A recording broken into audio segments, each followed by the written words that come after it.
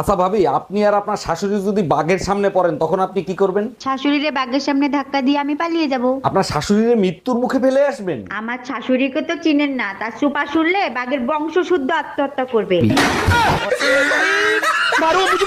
আমার জীবনের সাথে খেলিস না।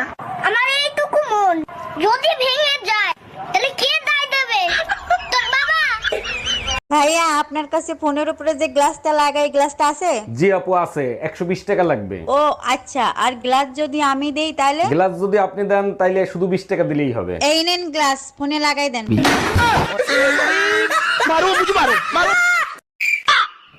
বৌদি, তোমার বোনের বিয়ে হয়ে গেছে?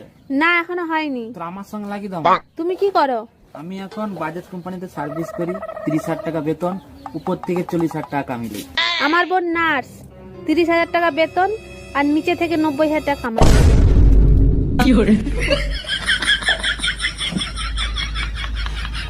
ম্যাডাম, আমি বিদ্যুৎ বিভাগ থেকে আসছে, আপনার মিটারে সমস্যা আছে, চেক করতে হবে। ভালো করে চেক করে ঠিক করে দেন। মিটারে এত বিল কেন আসে? বিল কোথায় আসে? 2 মাসে মাত্র 2 ইউনিট বিল আসছে। 2 ইউনিট বিল কেন আসবে? আমি তো শুধু লাইট জ্বালাই মোমবাতি খোঁজার জন্য। তোমার সাথে বিয়া না হয়ে একটা গাছের সাথে বিয়া হইলেও শান্তি পাইতাম। তাইলে একটা গাছের কাহিনী শোনো। একটা গাছের সাথে সবসময় একটা গাধা বান্ধা থাকতো। এই কষ্টে গাছটা মরে গেল। মরে যাওয়ার পর যখন গাছ দেখতে পাইলো তার কাঠ দিয়ে সংসদ ভবনের চেয়ার বানানো হয়েছে, তখন গাছটা বলল, শালা মইরেও শান্তি নাই। এই যে শোনো, কি? আমার বিয়েতে মত ছিল না, আমার বাবা মার ইচ্ছেতে বিয়ে করেছি। আমার 3টে শর্ত আছে। বলো। 1, যেই দিন আমার চুল বাঁধা থাকবে সেই দিন আমার রোমান্সের মুড থাকবে না। 2, যেই দিন আমার চুল হাফ বাঁধা হাফ খোলা থাকবে সেই দিন আমার ইচ্ছে থাকতেও পারে না থাকতেও পারে। 3, যেই দিন আমার চুল খোলা থাকবে সেই দিন আমার পুরো মুড থাকবে। আমারও 3টে শর্ত আছে। বলো। 1, যেদিন আমি 1 প্যাক খেয়ে আসবো সেদিন আমার মুড থাকবে না। 2, যেদিন আমি 2 প্যাক খেয়ে আসবো সেদিন আমার মুড থাকতেও পারে না থাকতেও পারে।